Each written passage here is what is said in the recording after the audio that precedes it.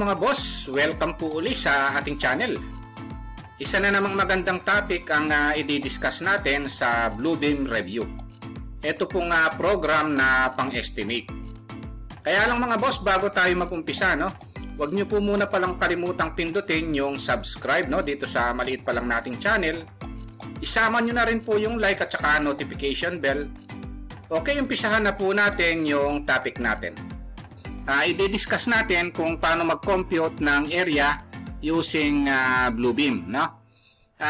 Ngayon dito sa pag-compute ng area, kailangan muna nating kunin itong tools na tapos pipindutin natin yung measure. Ngayon ang gagawin natin, bago tayo mag-estimate ng area muna ang pag-uusapan natin, saka natin pag-usapan yung iba. Kailangan muna nating i-set yung scale, kung ano yung scale ng plano natin. Click natin yung scale. Ngayon kung alam natin yung scale, ang gagawin natin, pwede natin i-type dito sa preset. Ita-type natin dito kung 1:100 yan, 1:50.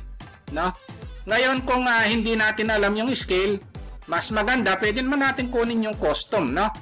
Tapos ang gagawin natin, i-calibrate natin. So, click natin yung calibrate. Tapos, yung okay natin. Tapos, hanapin natin yung pinaka mahabang distance ng length, para i-calibrate siya nang maglalagay ng scale, yung Bluebeam. So, pipindutin lang natin ito. Tapos, yung kabila. So, ito na yung scale, Tapos, apply scale. Ayan yan, Ngayon para sigurado ma-check natin ito, meron dito tools, tapos hanapin natin yung measure natin yung length, pindutin natin dito, tapos dito sa kabilang dulo, ito yung length, so tama siya, 30 feet siya, so ito yon, 30 feet siya. Ngayon kung na-calibrate na natin yung scale, pwede na tayong mag-compute ng area, Ayan yung first step dito sa Bluebeam Review Estimate Program. Halimbawa, itong area ito, kukumputin natin. Pupunta rin tayo ulit dito sa Tools. Hanapin natin yung Measure. Ito yung area. So, ngayon, pipindutin natin yung mga corner dito sa area na kukumputin natin. Yung mga yon, siguraduhin natin na nag-object snap siya, nasa endpoint siya para accurate yung ginagawa natin. Kung saan tayo first point, dun din tayo matatapos, So ngayon kung titingnan natin, kinompute na niya yung area, Ngayon ilalabas ko lang ito, pipindutin ko lang yung area tapos yung shift, So ito yung area nitong room na ito, Yung conference na ito. So lumalabas 648.4 square feet siya, Ngayon kung gusto natin gawing square meter, wala namang problema, kasi pwede nating puntahan yung unit, etong area, gawin nating square meter ito, So ito siya, 60.2 square meter yung area, Ngayon kung gusto nating ilabas yung area dito, punta lang tayo dito sa label, Ito, ilabas lang natin yung label, ito yon. So, area or A is equal to 60.2 square meter siya. Pati yung length niya, pinakita niya, yung perimeter, Yung total length ng perimeter, pinakita niya. Length niya is equal to 106 feet, At saka 9.5 inches. So, ayan yan, ngayon, gusto nating gawing meters din ito. Yung length niya, punta lang tayo dito sa unit, Yung length niya gawin nating meter. Hanapin natin dito yung M. Ito yon, naging meter siya. This time ko compute tayo ng area, yung mga irregular shape na area, Medyo may kahirapang computein yung mga area lalo na itong mga irregular shape, Pero dito sa Bluebeam program mga boss, wala namang problema kahit na gaano pa ka-irregular shape yung isang area na kukumputin natin, Meron tayong tinatawag dito na dynamic fill. Kagaya ng isang room na ito mga boss, irregular shape siya. Dito sa pag-compute nito, yung area ito, medyo may kahirapan ito. Kaya lang dito sa dynamic fill, kailangan nating i-type yung J, no? Yan yung shortcut command ng dynamic fill. And then dito sa paggamit ng dynamic fill, kailangan nating maglagay ng boundary, no? So yung boundary ng dynamic fill, ito yon, no? Add boundary, pipindutin natin yon. And then lagyan natin ng boundary dito sa may pinto na ito kasi kailangan natin may close yan. Then enter. And then gagamitin na natin itong paglagay ng fill, no? Itong katabi niya. Okay, click lang natin yon. Tapos ipipick lang natin dito, no? So once na napick na rito, tapos pati ito lalagyan natin. Ito na yon, no? Kaya lang nalagyan pa lang ng fill ito. Ito, click natin yung apply. And then saka pa lang lalabas, no? So click natin itong text, tapos pindutin natin yung shift, tapos i-move natin o i-drag natin. Ito yung area, naka-square meter siya, pero pwede namang i-convert yan to square feet, square yard, no? So gaya nung na-discuss natin ng mga previous video, pati itong length, no? Itong perimeter ng length nito, itong total length niya, no? So ibinigay niya. Ganyan kaganda yung paggamit ng dynamic fill, no? O halimbawa, maglalagay din tayo ng isang dynamic fill area dito. Ito, medyo may kahirapan ito dahil sobrang irregular shape na ito, no? Ngayon, kung hindi natin alam yung dynamic fill, no?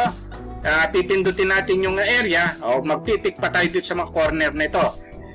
Ang mahirap dito, no, pagdating dito sa mga curve na ito, no? Ito, dito tayo mahihirapan, no?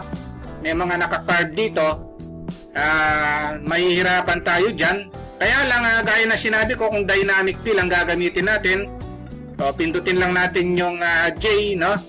O kaya kung nakalimutan natin yung shortcut command ng dynamic fill na J, pwede natin pindutin dito sa may tools, no? Tapos sa measure, ito yung dynamic fill, no? Pindutin natin ito, then kiklik natin itong paglagay ng fill na ito, no? Since sarado na siya, hindi na natin kailangan ng lagyan ng border, no? So click lang natin ito, and then mag-click tayo dito sa loob. So nalagyan na ng fill, no? Pero pipindutin pa natin itong apply, no? O click lang yung apply. Ngayon kailangan pala, no, aside from apply, naalala ko lang, kailangan palang pindutin natin ito yung paglagay ng area dito, kung ano siya, no? Sa mga tool chest, no? Kung may nasave kayo. Kasi pag hindi nyo pala pinindot ito, hindi magagawa itong area, hindi mako-compute, no? Kailangan nating mag-select dito, no?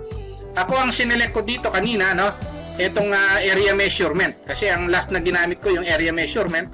So ito yung laging madi-default, no? So pag kinlik ko ito, tapos apply. So ito na yon, no? Ayan yung dapat nating tandaan. Ulitin ko lang, no? Click natin itong J, no?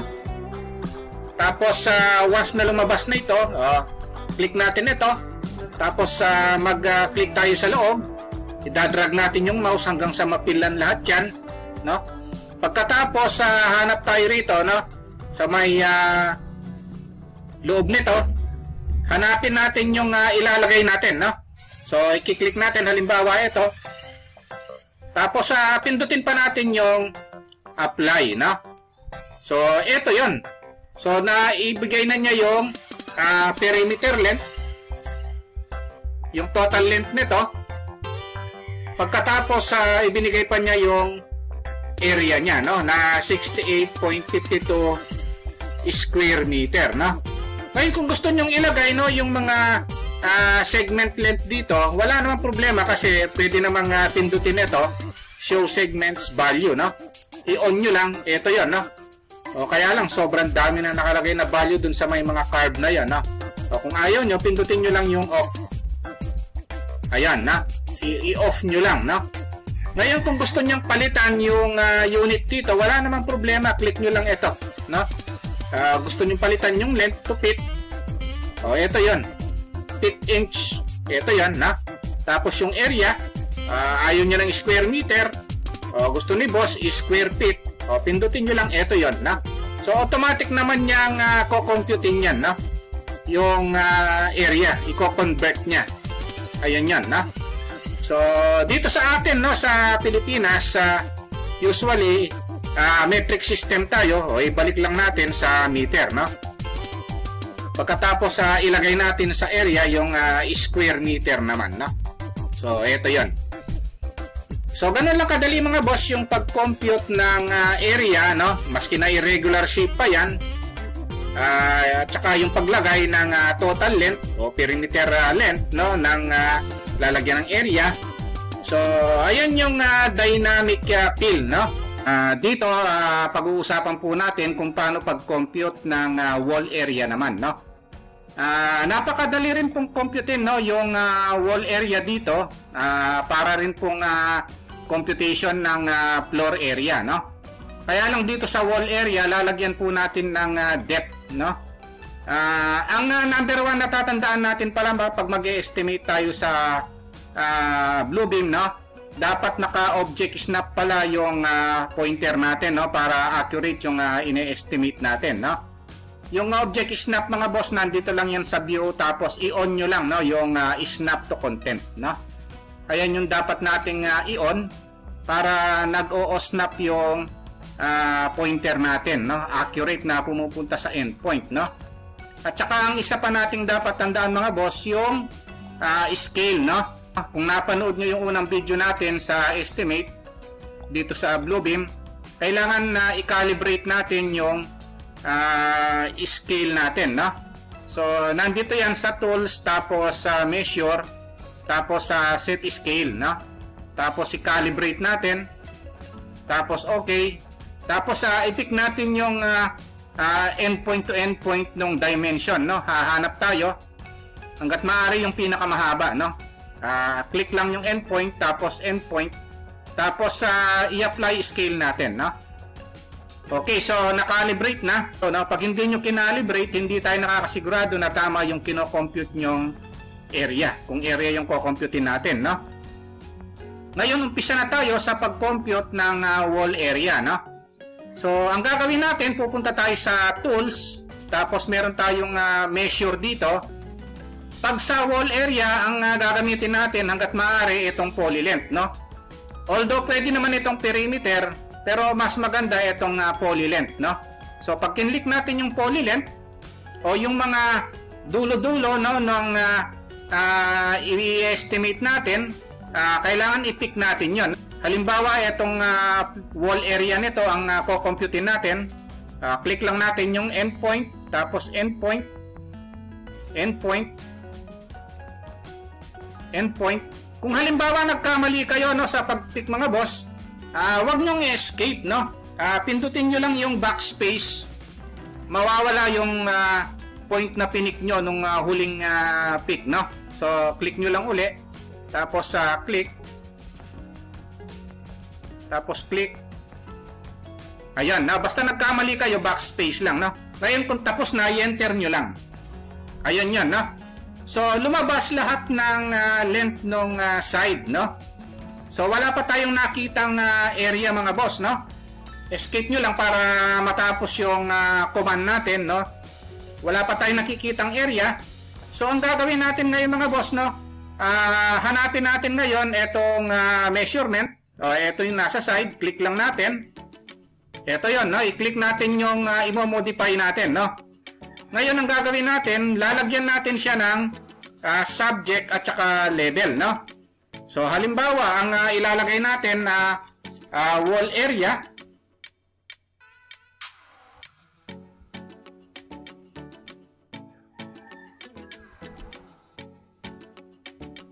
Tapos i-copy na lang natin, no, para parehas na lang.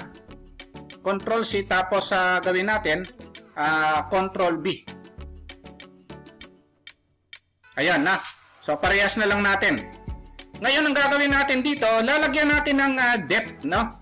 So ilagay natin na kung halimbawa yung depth niya, siyempre yung height ng wall yan, no? So nilagay lang niya depth pero height yan, no?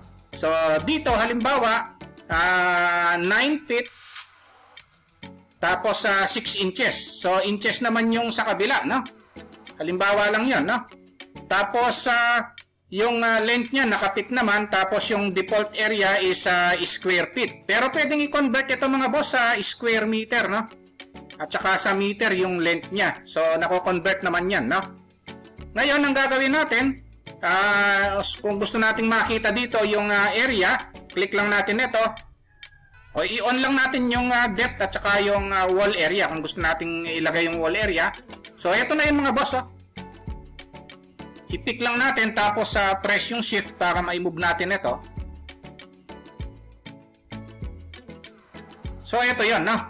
Wall area, pati yung total length, yung depth nilagay niya. Tapos ito wall area ito, yung WA, no?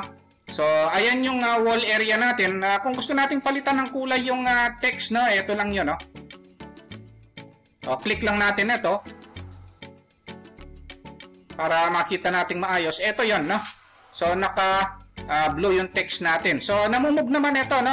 Gaya ng diniscuss natin kanina, shift tapos i-move lang yung mga dimension, no?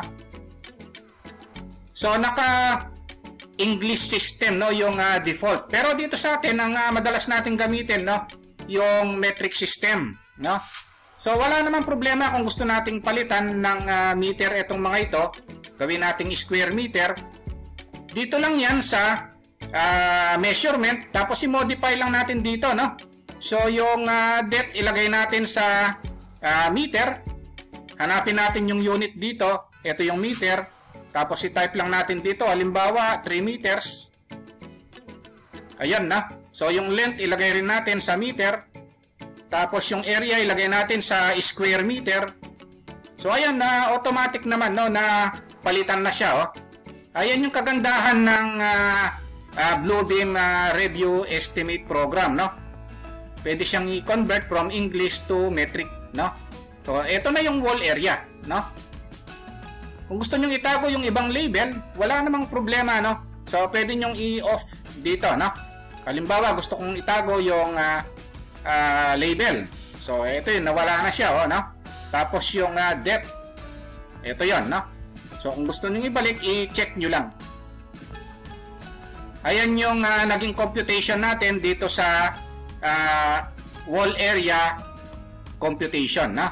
So, ganun lang kadali mga boss, no? Itong computation ng wall. Gagamit lang kayo ng poly length. Dito sa my tools, measure, gagamitin nyo yung poly length. Ngayon, kung gusto nyo gamitin yung perimeter, pwede rin naman, no? Pwede rin naman itong perimeter. Kaya lang, ang default niya, wala yung length ng every side ng wall, no? Okay, ayun lang mga boss, no, yung naging computation natin dito sa wall area using Bluebeam Estimate Program. Pag-usapan naman natin ngayon yung volume computation mga boss, no, dito sa Bluebeam Review Program, no? Ang gagawin natin, ko-compute tayo ng volume, and at the same time, isi-save na rin natin sa tool chest, no? Isasama na rin natin sa pag-save, no? Para every time na gagamitin nyo, yan na yung setup. Okay, umpisahan na natin yung pag-compute ng volume dito sa Bluebeam Review, no? So, ang unang gagawin natin, no? Gaya na sinabi ko dati, no, yung bago tayo mag-measure ng volume, ang gagawin natin, i-scale muna natin, no? So, yung mga previous video ko, na-discuss ko na ito, itong tools, tapos measure, kailangan yung i-set natin yung scale, no? Tapos, i-calibrate natin, no? Tapos, okay. Tapos, set tayo ng isang dimension, kukunin natin, no? Tapos, yung okay natin. Apply natin yung scale, no?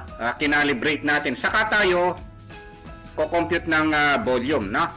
So yung volume computation, nandito rin naman yan sa tools, tapos sa measure, tapos ito yung volume, no? So meron tayong volume dito, ito yon, no? Or Z, no? Yun yung shortcut command niya. Tapos pipick natin yung mga corner, no? Okay, click tayo.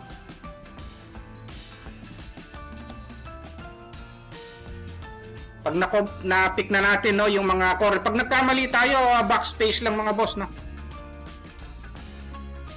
Para ma-undo yung point, no?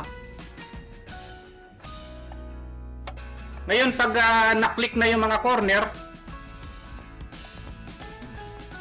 kung saan tayo nag-start, doon tayo matatapos, no? Ayan. So, makikita natin dito yung volume, no? Ito yon. Ito yung default niya, no? Wala siyang volume na makikita, pero ay mo-modify natin. So, ilalagay natin dito yung label, no? So, depth ilalagay din natin, naka-on dapat yan, tapos ilagay din natin yung area, no? Tapos, i-move lang natin para makita natin. Pick muna, then pindutin yung shift. Kaya area lang nakikita natin dito kasi wala pa tayong depth na nilagay. So, ilagay natin dito, depth, no? Halimbawa, 6 inches.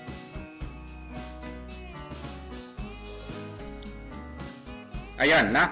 So, ito na yung volume natin, na. 324.2 cubic feet, no? Yung depth niya, ito yon 6 inches. Yung area niya, no? 648.4 square feet naman. So, para ma-check nyo yung tama, yung kinompute ng Bluebeam Review, no? Multiply nyo na lang yung 6 inches sa area, no? Depth times area, ito yung answer, no? Yun yung volume. Ngayon, kung ayusin natin ito, no? Baguhin natin yung kulay ng text, no? Kung gusto nyo palang ilagay yung mga perimeter dito, pwede rin naman mga boss, no? Click nyo lang ito, show segment values, no? Ito yan, no?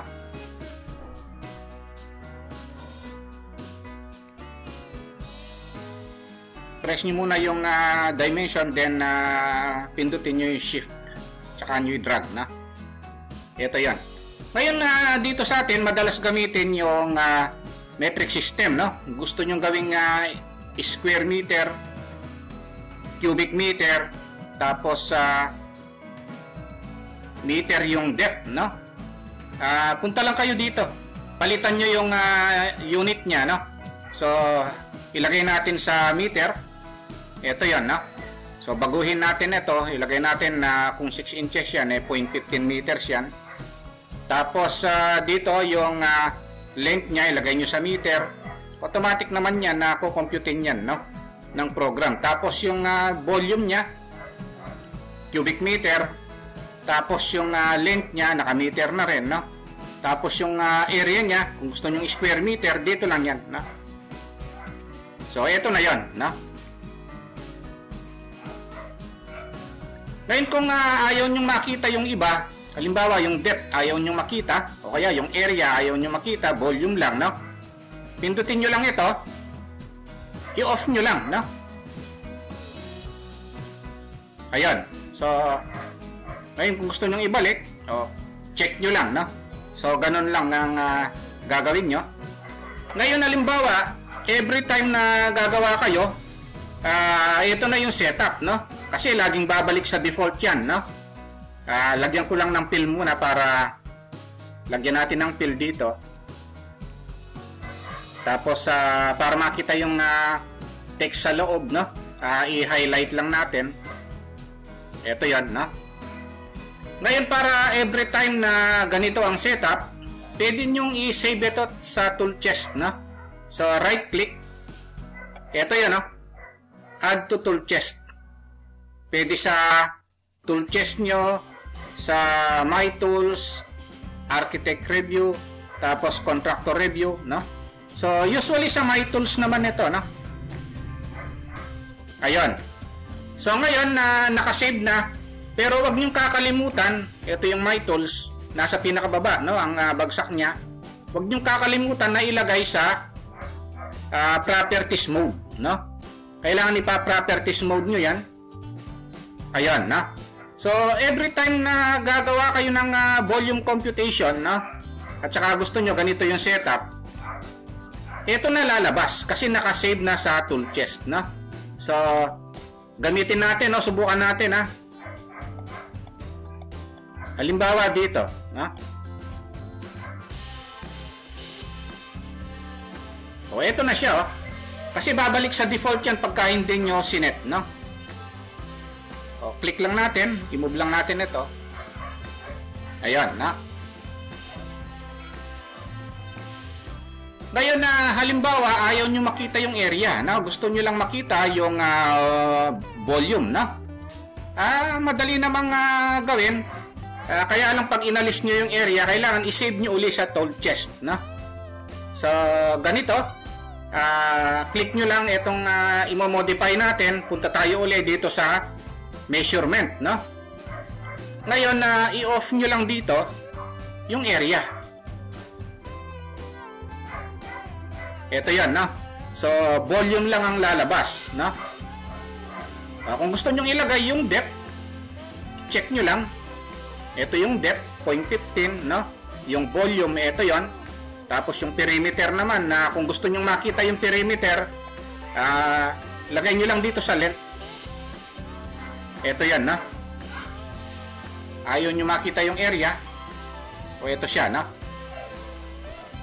Ngayon na halimbawa, may binago kayo, abay kailangan i-save nyo uli sa tool chest ito, no? Kung hindi, yung dating sinave natin, yun yung lalabas, no? So, right click lang uli kayo, tapos add to tool chest, no? O ilagay ko uli sa my tools. Itong my tools, default naman ito mga boss, no? Itong Pred Tiles tools na ito, ginawa ko lang ito. Later on, i-discuss din natin kung paano gumawa, no? Ng tool chest. Ngayon my tool chest default yan, meron yan, i-save na lang natin dito. Add to tool chest. Huwag natin kakalimutang i-right click ito, ilagay natin sa properties mode, no? Kasi kung hindi, no, ang mangyayari, iba ang kalalabasan. Ayun, gaganito ang mangyayari, oh, every time na gagawa kayo. So, hindi naman ganito, no? I-right click nyo siya, tapos properties mode nyo lang, no? Ayan. So, every time na meron kayong kukunan ng volume, no? O, ganito na ang itsura niya. So, click lang natin dito.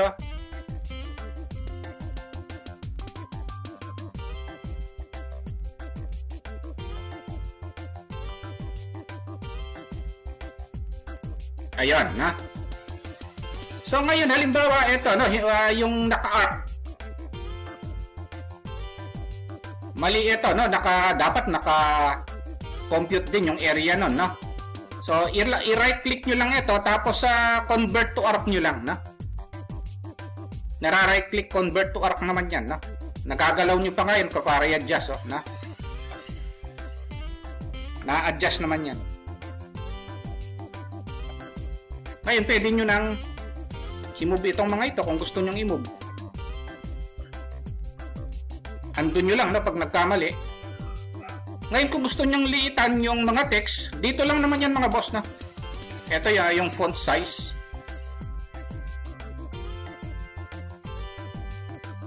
Ito, nababago naman yan, na. Tapos, gusto nyong i-bold yung text. Ayan, na. Kaya lang kung may binago kayo, gaya ng paglaki-laki ng text, yung adjust ng size, no? Tapos binold nyo. So, pag hindi nyo sinave sa tool chest na naman, ang mangyayari, ito na naman ang lalabas, no? Kaya kung meron kayong binago at gusto nyong laging yun ang magagamit, o i-save nyo uli, right click, tapos add to tool chest, my tools, kunin nyo ito, right click, properties mode. Ayun yan, no? Para laging ganito yung setup niya, no? Ngayon, kung gusto naman natin mga boss makita yung mga in-estimate report natin dito, no? So, halimbawa, nag-estimate tayo ng mga area, volume, at kung ano-ano pa, at gusto nyo nang i-print, gusto nyo makita, no? Yung file, no? Nandito yan sa batch and then summary, no? Tapos, i-okay nyo lang. And then makikita nyo may lalabas na mga reports dito, no? So ito yung mga boss, mga ready-made report yan, no? May mga area, volume at kung ano-ano pa, no? So kaya lahat ng ginagawa nyo rito, ini-estimate nyo, pwede nyong i-print mga boss, no? Detalyado yan, no? Makikita nyo rito yung area, volume, depth, wall area at kung ano-ano pa, no? Ganyan kaganda itong Bluebeam na ito. Hindi nyo na kailangang mag-type tapos ipiprint nyo, no? So ready-made pong gawa na ito, no? Kung nagustuhan nyo itong video natin, no, huwag nyo po sanang kalimutang pindutin muna pala yung subscribe dito sa maliit pa lang nating channel. Isama nyo na rin po yung like at saka notification bell. Thank you very much at God bless po.